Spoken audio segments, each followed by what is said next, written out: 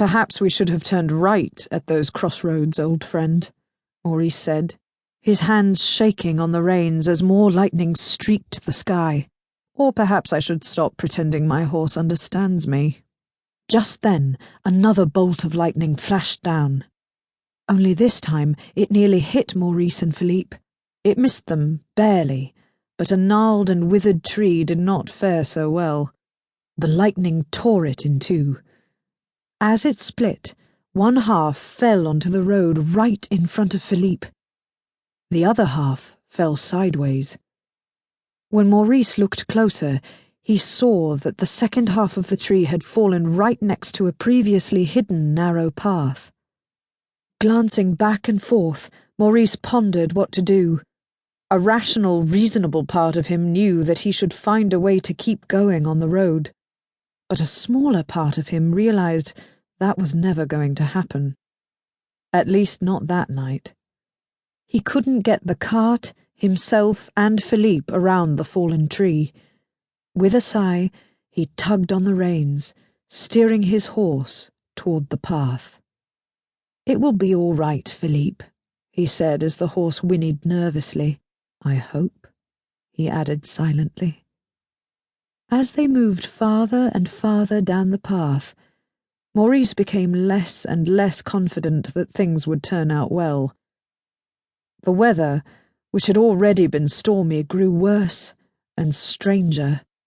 Even though it was summer, a light whirling snow began to fall, dusting his jacket and turning Philippe's coat from dappled grey to white.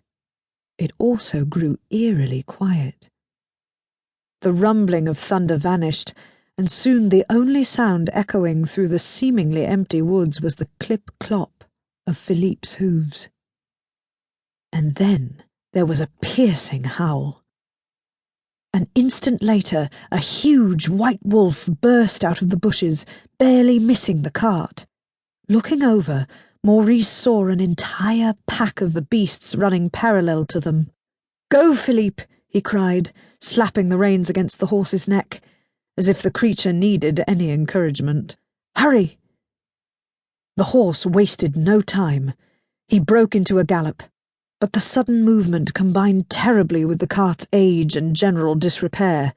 Just as the horse started to pull away from the wolves, the cart began to buckle and the harness loosened. Within seconds, the cart tipped. Maurice cried out as the cart fell to the ground and he was thrown into the air. He heard the sound of his beloved music boxes breaking as they fell and the slavering howls of the wolves, and he knew it was only a matter of time before he too fell and was destroyed. But just then, his plummeting body came to a jerking stop. Looking up, he saw that his descent had been stopped by a low-hanging limb. He dangled from it helplessly. Shaking off the last bits of his leather harness, Philippe kicked out a hind leg, toppling one of the wolves. Seeing his owner hanging from the tree, he raced underneath it. Maurice didn't waste a minute.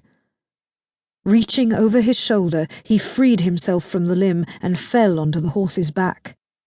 Then, with a loud "Yah!" he kicked the large animal forward. As they raced through the woods, Maurice clung to Philippe's mane. The wolves followed, their eyes mad with hunger, their jaws open to reveal sharp teeth. Just then, Maurice thought he saw something glimmer from the corner of his eye. Could there be some sort of structure? A safe haven in this God-forsaken place? A moment later, he knew he hadn't imagined it. A huge, ornate gate, frozen over with ice, had suddenly appeared in front of them. As they raced up to it, the gate swung open slightly. Philippe plunged through. The tip of his tail had only just made it inside the gate when it closed. Behind them, the wolves' howls turned to yelps of fear and then faded altogether as the creatures ran away.